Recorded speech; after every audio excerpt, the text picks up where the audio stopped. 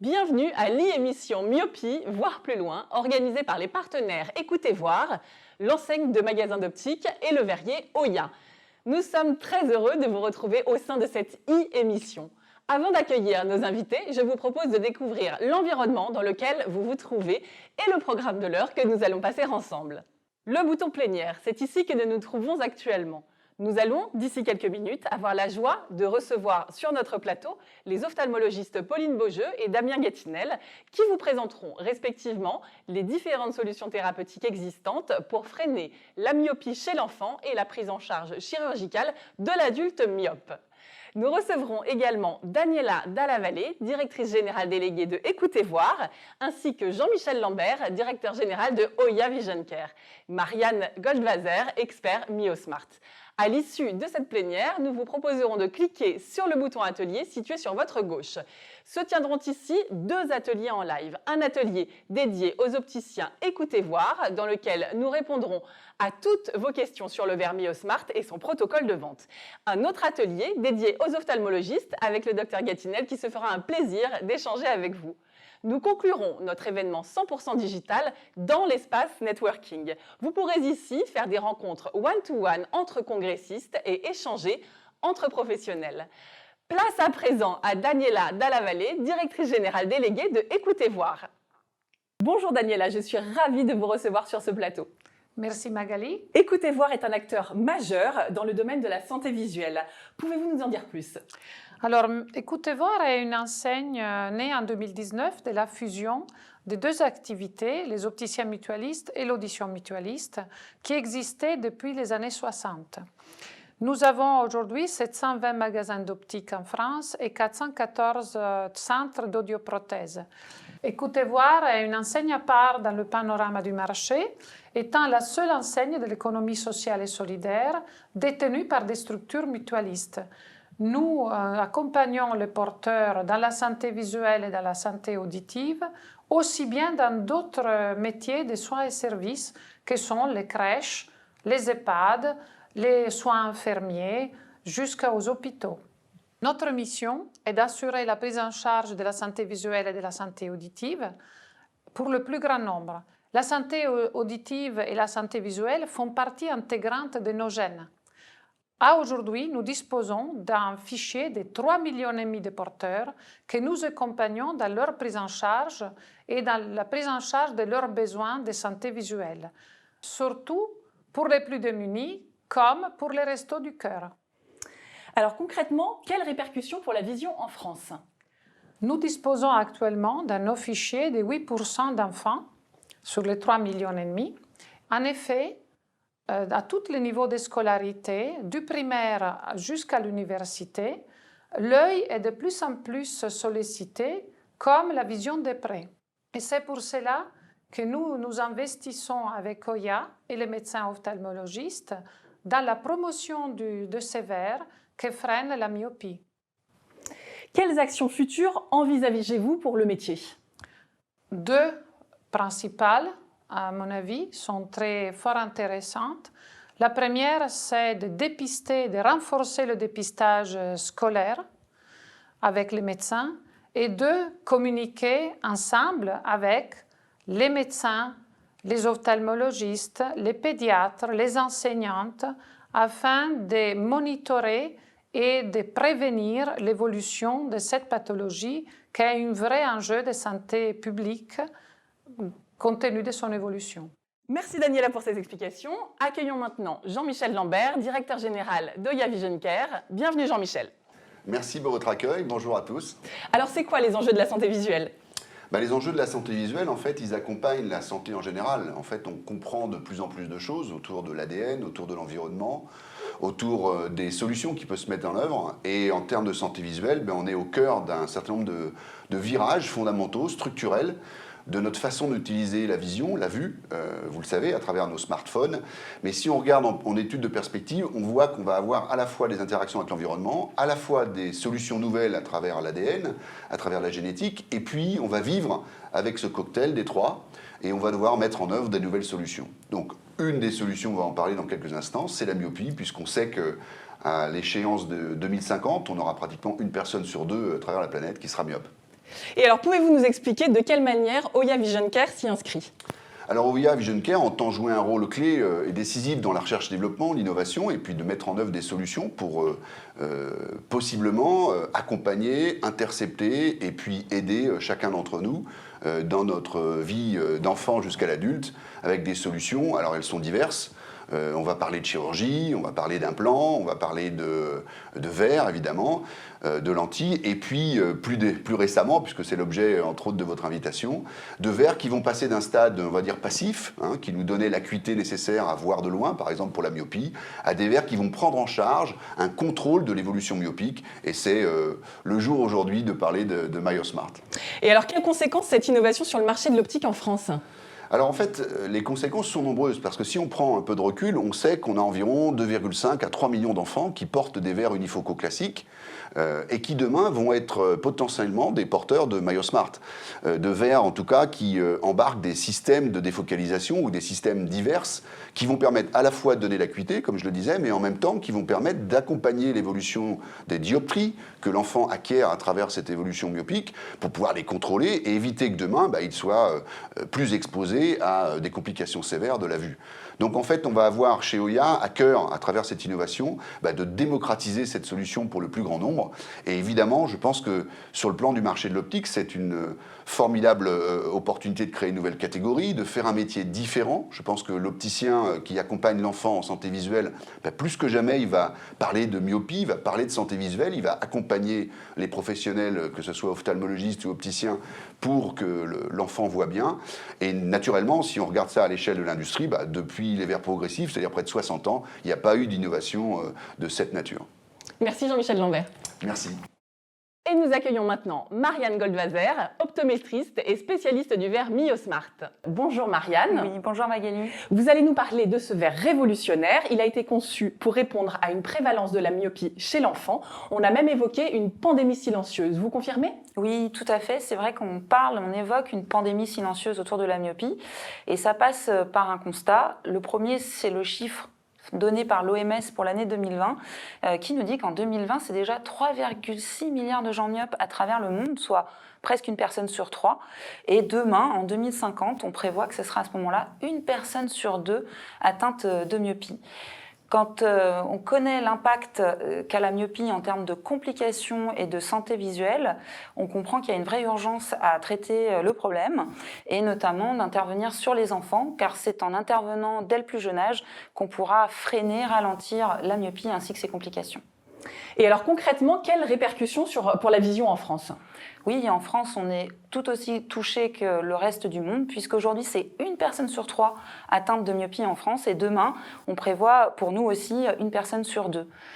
Il y a donc une urgence, y compris en France. Et d'ailleurs, si on regarde les prises en charge optiques sur l'année 2019, eh bien, pour les jeunes de 18 ans, c'était 6 porteurs sur 10 qui étaient équipés de verres myopes en 2019, ce qui est énorme, et on n'est pas loin de rattraper les chiffres de prévalence de l'Asie. Merci Marianne. Nous avons maintenant le grand plaisir d'accueillir le docteur Pauline Beaujeu. Bonjour docteur Beaujeu. Bonjour. Vous êtes docteur en ophtalmologie pédiatrique à la Fondation Rothschild et spécialiste des solutions du contrôle de la myopie. Aujourd'hui, 52% des professionnels n'ont pas de pratique de contrôle de la myopie et c'est dommage car nous verrons que l'enjeu chez l'enfant est capital. Le souci du contrôle de la myopie est assez récent, c'est un sujet que l'on prend de plus en plus au sérieux. Vous constatez au quotidien l'évolution de la prévalence des enfants myopes. Que pouvez-vous nous en dire ? En effet, la myopie ne cesse d'augmenter à travers le monde. Les projections d'Holden, publiées dans Ophthalmology en 2016, parlent d'elles-mêmes. D'ici 2050, 49,8% de la population mondiale pourrait être myope, quand dans le même temps, 1 milliard d'individus pourraient devenir myopes forts. Il existe d'importantes disparités ethniques et géographiques. L'Asie, et particulièrement l'Asie du Sud-Est, est la région la plus touchée. Aujourd'hui, à Singapour ou Taïwan, 80% des enfants sont déjà myopes. En Europe, 30% de la population actuellement environ est myope. D'ici 2050, un individu sur 2 en Europe pourrait être myope. En quoi cette augmentation représente un enjeu de santé publique ? Si tout le monde connaît le risque pathologique à long terme associé à la myopie forte, on sous-estime davantage que ce risque existe pour des myopies plus modérées. En Asie du Sud-Est, 53% des maculopathies myopiques surviennent chez des myopes inférieurs à -5 dioptries. Dans un papier récent, Bullimore estime que pour chaque dioptrie myopique perdue, le risque de maculopathie myopique augmente de 67%, celui de décollement de rétine de 30%, celui de cataracte ou de glaucome de 20%. Compte tenu de l'augmentation importante du nombre de myopes dans le monde, le contrôle myopique devient donc un enjeu de santé publique important. Philcroat utilise d'ailleurs l'expression « There is no safe level of myopia ». Pouvez-vous nous rappeler ce qu'est la myopie et comment apparaît-elle? La myopie est la métropie la plus fréquente. Il s'agit d'un défaut de vision en vision de loin par la projection d'une image située à l'infini en avant de la rétine. Il existe différents types de myopie. La myopie axiale est la plus fréquente et c'est celle dont nous parlerons. Il s'agit d'un défaut d'élongation axiale par un dépassement du processus d'émétropisation dans l'enfance.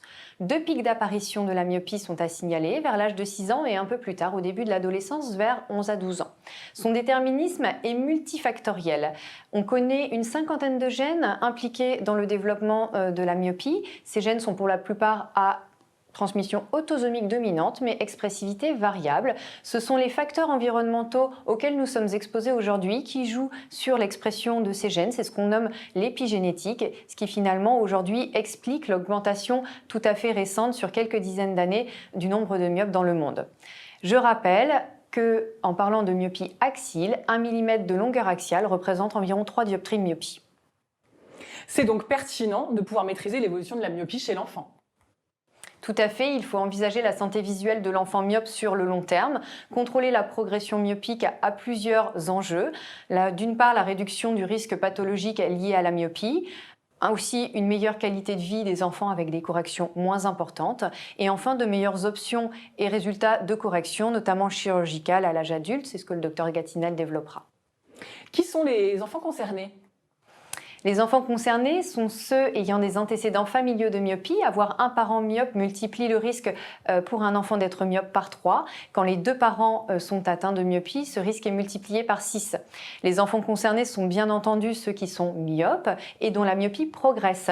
Cette définition de la myopie progressive est double. Elle peut être soit réfractive, avec une augmentation de la myopie de plus de 0,50 dioptries par an, et ou biométrique si la longueur axiale évolue de plus de 0,1 mm par an. Il faudra faire particulièrement attention à l'âge d'apparition de la myopie. Avant 10 ans, on sait que les myopies sont plus progressives. On sait également qu'elles le sont chez les enfants d'origine asiatique et enfin aux enfants fortement exposés aux écrans. Vous disposez en ligne, avec un accès libre, de calculateurs de projection de l'évolution de la myopie des enfants en fonction de leurs facteurs de risque et de l'impact d'un traitement freinateur, ce qui peut être important et pédagogique pour les familles. Que préconisez-vous de dire aux parents ? Alors, il faut informer les familles de l'augmentation de la myopie chez les enfants et de ses conséquences potentielles à l'âge adulte. Il conviendra aussi de les informer de la possibilité, dans leur vie de tous les jours, de contrôler certains facteurs de risque d'apparition ou de progression de la myopie. On éduquera les parents à repérer des signes d'apparition ou d'évolution myopique, comme le froncement des sourcils ou encore un enfant qui se rapprocherait de son support de lecture. On préconisera d'exposer les enfants à la lumière naturelle au moins 2 heures par jour, de réduire leur temps passé devant les écrans. Avant l'âge de 10 ans, pas plus d'1 heure par jour, fractionnée en 3 périodes de 20 minutes. Au-delà de 10 ans, les besoins scolaires sont parfois importants devant les écrans, mais cette notion de fractionnement du temps passé devant les écrans reste très importante. Enfin, on corrigera la posture des enfants en vision de près en préconisant le port de lunettes et en reculant le support de lecture environ 30 à 40 cm. Enfin, il faudra informer précocement ces familles sur les moyens possibles de freination de la myopie. D'ailleurs, dans certains pays d'Asie, la proportion d'enfants myopes dépasse les 80% et certains gouvernements ont mis des mesures en place. Quels sont aujourd'hui les moyens de contrôler la myopie dont nous disposons en France ? En France, nous disposons de 3 grands types de traitements dans le contrôle de la myopie. Des traitements avec des verres de lunettes spécifiques, des traitements avec des lentilles de contact et enfin des traitements à base de collyre d'atropine diluée. Les verres de lunettes et les lentilles de contact reposent sur le principe du défocus myopique périphérique qui vous sera plus longuement expliqué par Marianne Goldweiser un peu plus tard. Le mode d'action de l'atropine, lui, est plus largement inconnu. Passe probablement par une voie non accommodative via les récepteurs à l'acétylcholine au niveau de la rétine et de la sclère. Je suppose que l'on dispose d'études classifiant ces moyens-là. En effet, une méta-analyse publiée par Wang en 2015 dans Ophthalmology fait encore référence. Wang étudiait 16 moyens différents de freiner l'évolution de la myopie. Les moyens statistiquement efficaces retrouvés étaient les collyres à l'atropine, quel que soit le dosage, les traitements par orthokératologie ou lentilles de contact souple à défocalisation périphérique et les verres progressifs. À noter que les verres de dernière génération dont nous parlerons plus tard n'étaient pas pris en compte dans cette étude puisqu'elle a été publiée donc en 2015. Alors, on évoque en premier lieu l'atropine. Même si on ne connaît pas bien le mécanisme d'action, plusieurs études détaillent son efficacité.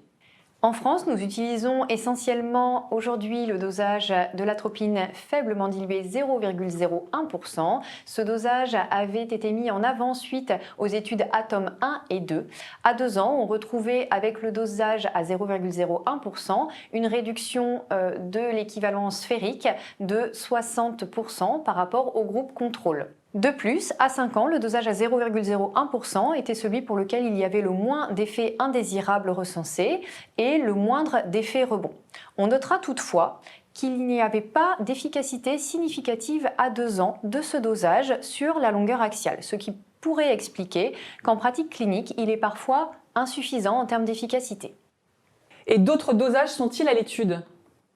En effet, les résultats de l'étude LAMP à 2 ans viennent d'être publiés. L'atropine 0,05% semble pouvoir freiner l'évolution de la longueur axiale de 55% à 2 ans et semble 2 fois plus efficace que l'atropine 0,01%. Que peut-on retenir du traitement par l'atropine ? Alors on retiendra que l'atropine est un traitement approuvé dans le contrôle de la myopie, notamment par la Société mondiale d'ophtalmologie pédiatrique. Cependant, l'atropine n'a pas d'AMM dans cette indication, ce qui peut gêner sa prescription, notamment en pratique libérale. Il n'existe pas de collyre d'officine. Seulement quelques hôpitaux départementaux délivrent le collyre en France. Le schéma thérapeutique est toujours à l'étude, tant sur le plan de la dilution que sur la durée du traitement. On signalera également qu'il y a une proportion de patients non répondeurs, entre 5 à 10%.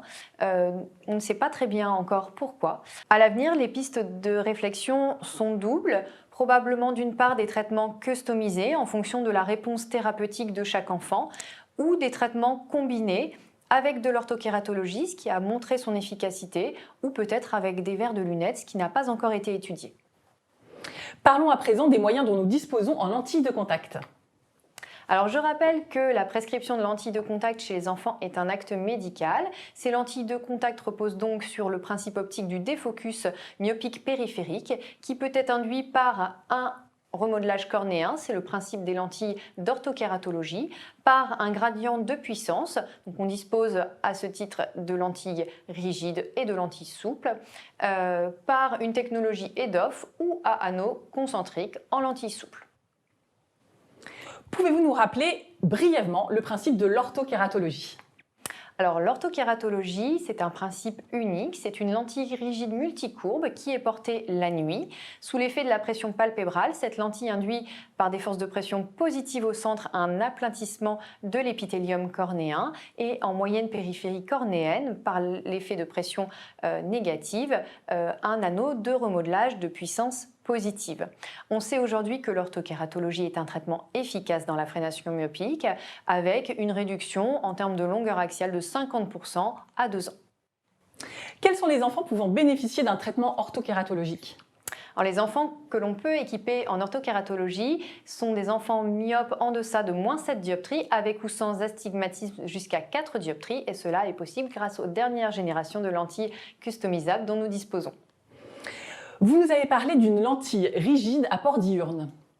Tout à fait. Nous avons une lentille à gradient de puissance rigide à port diurne. Cette lentille est particulièrement intéressante car elle nous permet de proposer un traitement de contrôle myopique pour des enfants ayant des myopies jusqu'à moins 20 dioptries et des astigmatismes jusqu'à moins 8 dioptries. Vous avez parlé des lentilles rigides. A-t-on d'autres solutions et qu'en est-il des lentilles souples ? Nous avons une gamme relativement étoffée également en lentilles souples pour le contrôle de la myopie, allant de lentilles jetables journalières les plus simples d'adaptation à des lentilles sur mesure trimestrielles, permettant d'équiper des amétropies sphéro-cylindriques. Je rappelle toutefois qu'on privilégiera toujours en première intention le port d'un matériau rigide chez l'enfant. Si cela n'est pas possible, on choisira alors une lentille souple au renouvellement le plus fréquent, c'est-à-dire une jetable journalière, afin de ne pas induire de manipulation avec des produits d'entretien et de minimiser le mésusage. Mais l'efficacité est-elle comparable à celle des lentilles rigides ? Alors aujourd'hui, on n'a aucune étude qui compare directement les lentilles souples et les lentilles rigides. Ce que l'on sait, c'est que les lentilles à anneaux concentriques ont montré une efficacité à 3 ans en termes de réduction de l'équivalence sphérique de 59% et en termes de réduction de la longueur axiale de 52%. Concernant les lentilles de technologie EDOF, nous avons une réduction à 2 ans de la progression de l'équivalence sphérique et de la longueur axiale de 30%. Il faut noter que l'efficacité de ces lentilles est temps dépendante. Elle a été évaluée pour un temps de port de 6 jours par semaine, au moins 10 heures par jour. Les prescripteurs ont souvent des appréhensions à prescrire ce genre de lentilles chez les enfants, notamment en raison des risques infectieux. Qu'en pensez-vous ? Alors en effet, c'est un sujet qui fait couler beaucoup d'encre. Ce qu'il est sûr, c'est qu'il faut scrupuleusement sélectionner vos patients et vos familles. Quand on regarde dans la littérature, pourtant, le risque de kératite microbienne ne semble pas plus important chez les enfants que chez les adultes. Il semble même peut-être inférieur, et ce parce que les parents sont derrière et qu'ils font particulièrement attention à la santé de leurs enfants. Pour les enfants qui ne seraient pas motivés ou pas éligibles pour un port de lentilles, on dispose de solutions en lunettes. Oui, nous disposons en France de 2 types de verres permettant le contrôle de la myopie. Des verres bifocoprismatiques permettant de corriger les myopes jusqu'à moins 6,25 dioptries. Il faudra toutefois prévenir ces enfants de l'aspect esthétique du verre qui peut être parfois dérangeant puisqu'il s'agit en effet d'un bifocal. En pratique, comment doit-on procéder ? Alors, il faudra évaluer le profil de chaque enfant. Est-il à risque de devenir myope ou s'il est myope, est-il à risque de voir sa myopie progresser? Je rappelle l'importance du contrôle sous cycloplégique de ces enfants afin de ne pas surcorriger les myopies et l'importance de l'examen biométrique. Vous l'avez vu, c'est un paramètre fondamental dans le monitorage de l'évolution de la myopie chez les enfants. On ajustera la correction optique totale, on traitera les problèmes de vision binoculaire et on délivrera des conseils concernant les habitudes de vie, notamment pour la vision de près. Le choix du traitement contrôle myopique reviendra au prescripteur selon ses habitudes, mais il tiendra compte de l'âge de l'enfant, de son amétropie, de son environnement familial, de ses activités extrascolaires et bien sûr de sa motivation. Docteur Beaujeu, un mot pour conclure sur la myopie chez l'enfant. Alors, contrôler la progression de la myopie, c'est un enjeu important et ça dépasse le cadre de l'ophtalmologie pédiatrique. Les rétinologues, les chirurgiens réfractifs peuvent aussi être amenés à voir en consultation des patients myopes parents ou en âge de le devenir et peuvent à ce titre leur délivrer des conseils de prévention. Une fiche SFO, la numéro 63, vient d'être éditée par la SFO-ALC et elle peut vous aider à relayer cette information auprès des familles. Le contrôle de la myopie s'articule évidemment aussi autour d'un axe thérapeutique avec des traitements que nous avons longuement détaillés, qui sont complémentaires et non opposables. Vous l'aurez compris, contrôler la progression de la myopie des enfants d'aujourd'hui, c'est optimiser leurs chances de correction à l'âge adulte et prévenir le risque d'apparition d'une myopie pathologique à long terme. Merci docteur. Merci. Mais pour freiner l'évolution de la myopie grâce à des verres, nous avons une nouvelle solution révolutionnaire qui s'appelle Oya MyoSmart Vision. Qui de mieux que Marianne Golvaser, experte lens chez Oya, pour nous en parler? Marianne, le docteur Pauline Beaujeu a évoqué le principe de défocus péricentral. Est-ce que vous pouvez nous en dire plus? Oui, avec plaisir Magali. Pour bien comprendre ce principe du défocus péricentral, on va prendre le temps de revenir sur le schéma de principe de la myope, qui dans 95% des cas sera lié à un problème de longueur. Cet œil myope, lorsqu'il regarde un objet éloigné sans correction, verra la focalisation des rayons lumineux venir se faire en avant de la rétine et du coup, lorsqu'il regarde de loin, l'image est vue floue. Si je corrige maintenant ce même œil myope avec un verre traditionnel unifocal, je vais ramener la focalisation des rayons centraux sur la rétine et l'image est désormais nette.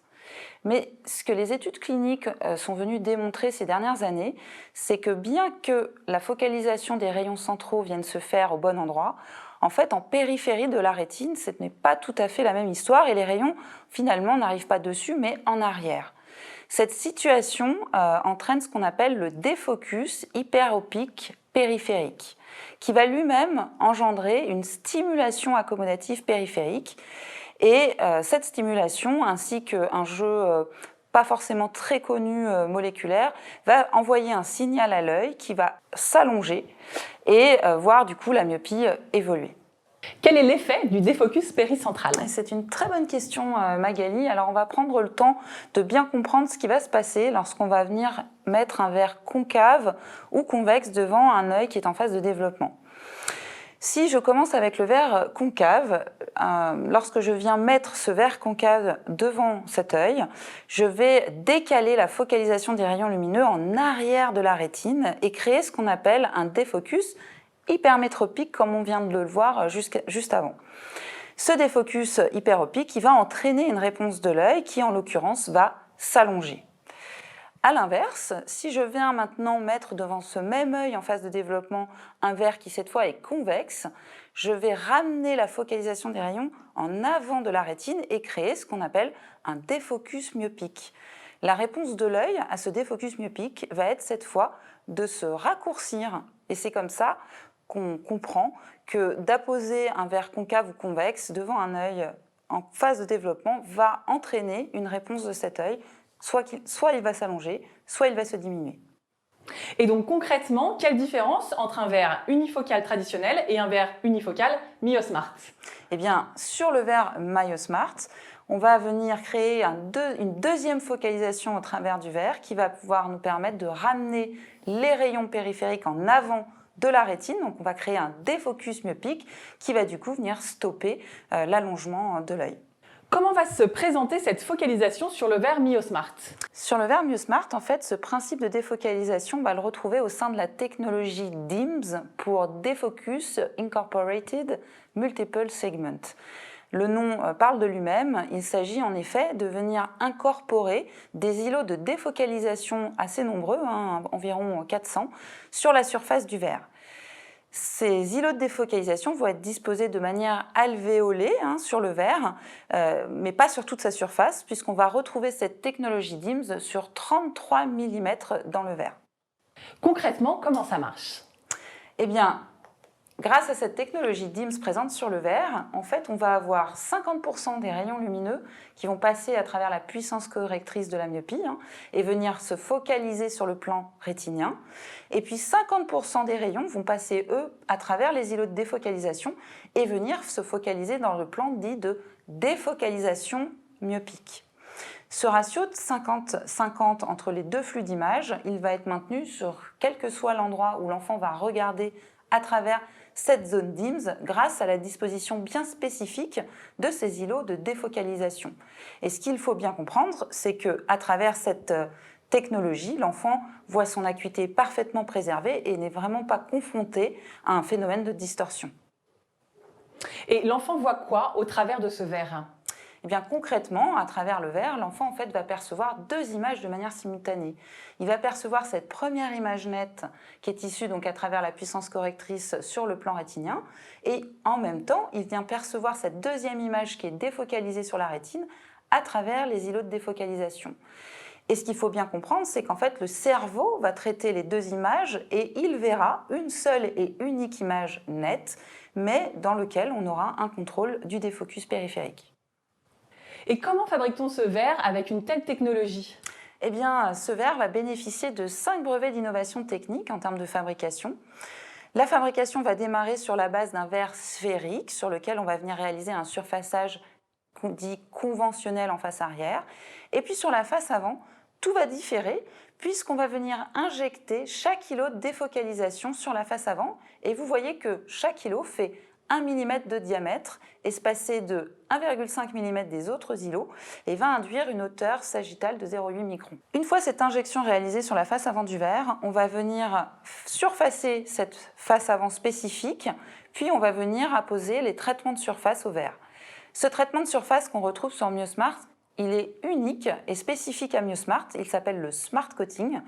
Et sur ce traitement spécifique, on va notamment retrouver une première couche de vernis durci qui va venir comme lisser la surface du verre, puis une deuxième couche de vernis durci pour renforcer l'aspect anti-rayure, et pour finir la multicouche anti-reflet telle qu'on la retrouve sur nos traitements haut de gamme. Et enfin, l'étape d'inspection de MioSmart a dû elle aussi être repensée, puisque nous ne pouvions pas contrôler ce verre au même titre qu'un verre unifocal plus classique. Et malgré toute cette technicité, on a un verre aussi beau qu'un verre simple. Tout à fait, ça reste un verre de prime abord, comme un verre unifocal classique. J'ai d'ailleurs le plaisir d'en avoir un avec moi. Et je suis assez heureuse de pouvoir vous montrer que ce verre est parfaitement transparent et parfaitement lisse d'ailleurs. Et ce qui est assez magique avec ce verre, c'est que malgré le fait qu'il est de prime abord comme un verre classique et standard, lorsque je viens éclairer ce verre, je viens faire apparaître toute cette fabuleuse technologie DIMS. À qui est-ce que l'on peut proposer ce verre? Eh bien, en termes d'indication, on va pouvoir proposer ce verre à tout enfant myope en phase de croissance, dont la myopie sera inférieure à 10 dioptries et dont l'astigmatisme sera lui aussi inférieur à 4 dioptries. Et en termes de suivi, eh bien, sur MioSmart, on aura un suivi assez soutenu, puisque nous demanderons aux ophtalmologistes de bien vouloir contrôler les enfants tous les 6 mois avec une biométrie et une réfraction sous cycloplégique fortement recommandée. Et pour les opticiens, le suivi sera lui de tous les 3 mois afin de pouvoir contrôler et vérifier que l'ajustage et le centrage du verre est toujours parfait et optimal. Effectivement, vous parlez de suivi car il y a un parcours porteur spécifique. Oui, tout à fait, Magali. Il y a un parcours porteur spécifique autour de MioSmart, car vous l'aurez compris, c'est plus qu'un simple verre. Il s'agit vraiment d'un verre de traitement, d'un verre actif. Et au même titre qu'un traitement antibiotique et de sa posologie, il semblait plus judicieux d'encadrer ce verre dans un parcours porteur vraiment spécifique à lui. Parlez-nous du carnet de la vue. De quoi s'agit-il ?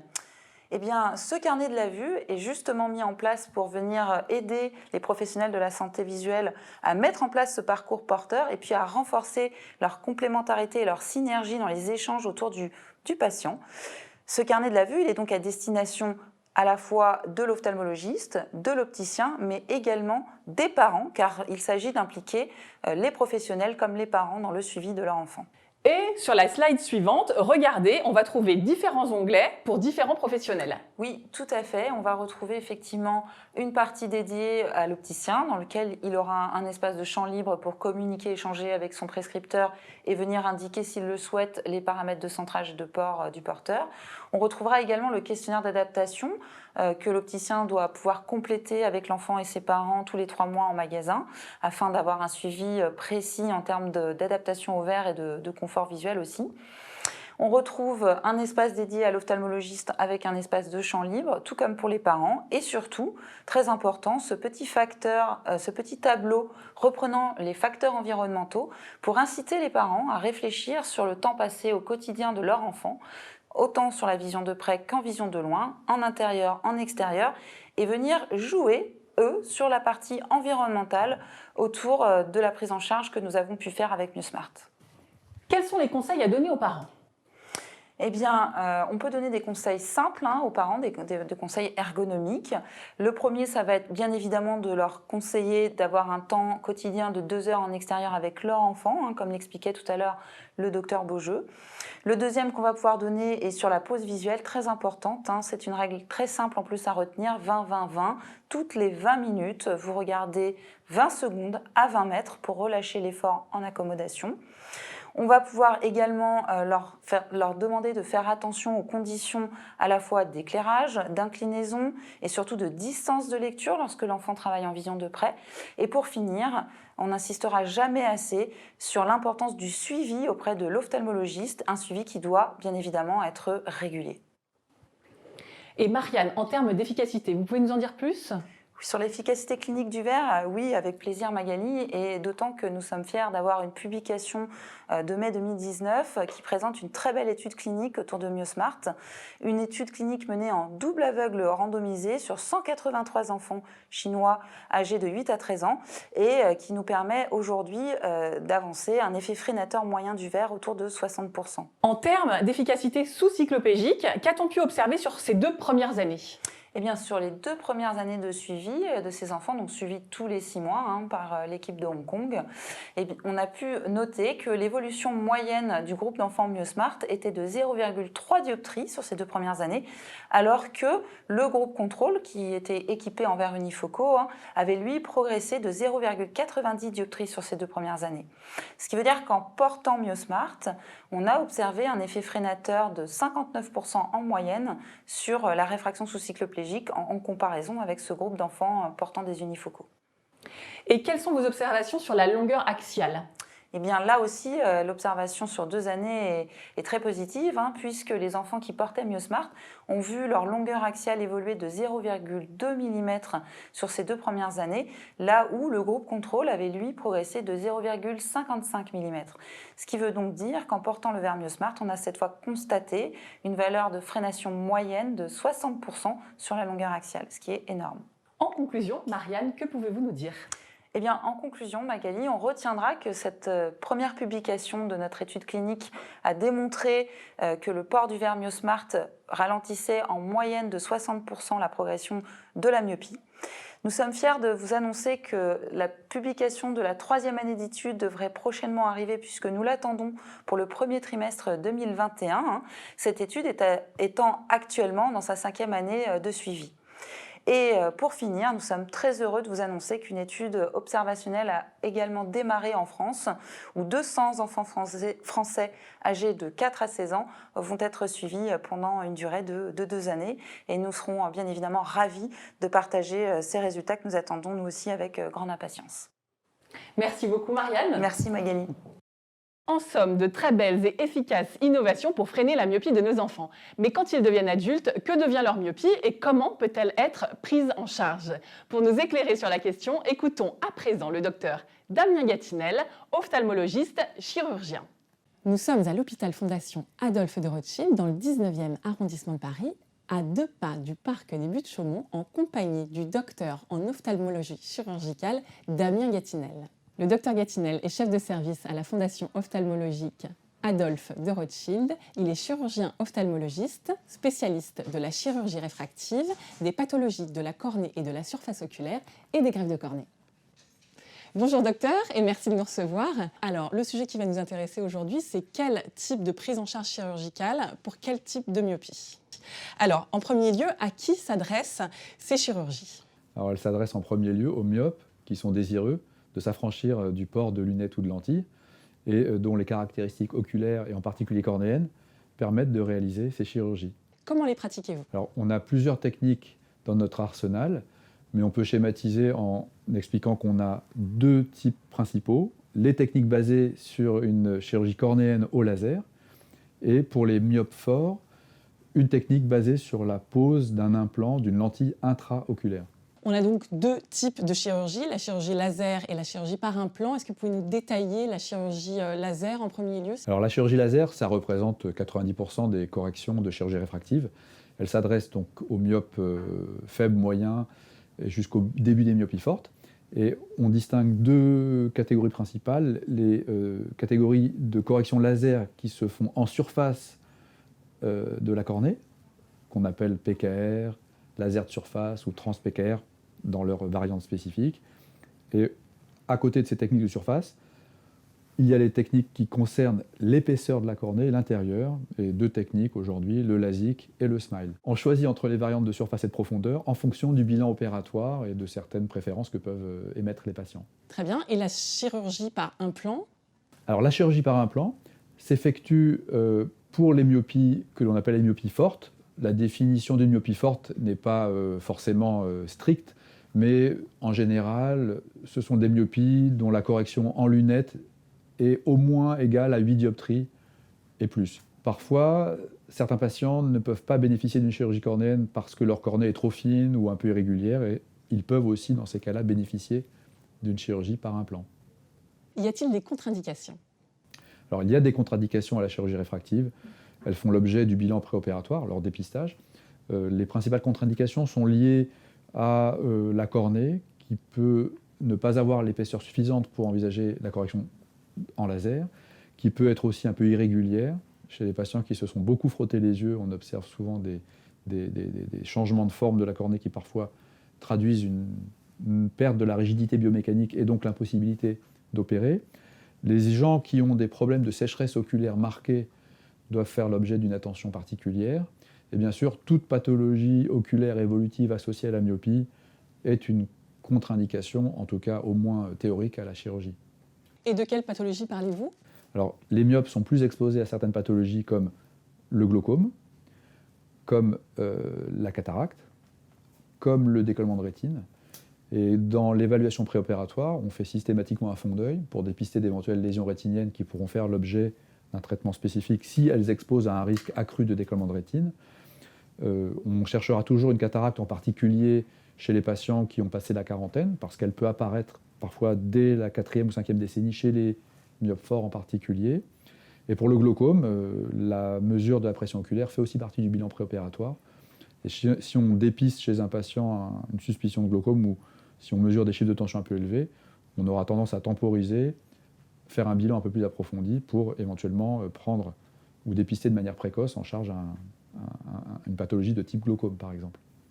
Et une fois que la chirurgie est faite, quels sont les effets indésirables? Alors, l'effet indésirable majeur aujourd'hui de la chirurgie réfractive cornéenne, c'est la sécheresse oculaire. Elle apparaît chez les gens qui n'en avaient pas, souvent, et elle s'accentue chez les gens qui avaient une sécheresse oculaire. C'est important parce qu'on reçoit de nombreux patients en demande de chirurgie réfractive parce que leur tolérance aux lentilles est moins bonne, et la tolérance aux lentilles est généralement moins bonne quand on a les yeux un peu secs. Donc on a dans notre patientèle des patients qui ont un peu les yeux secs. Et c'est important de leur expliquer que transitoirement, parce que heureusement cette sécheresse est le plus souvent transitoire, ils auront à renforcer leur traitement local ou recourir à des méthodes qui peuvent être par exemple la pose de petits bouchons dans les canaux lacrymaux pour ralentir l'évacuation des larmes et leur permettre d'avoir un confort post-opératoire un peu amélioré.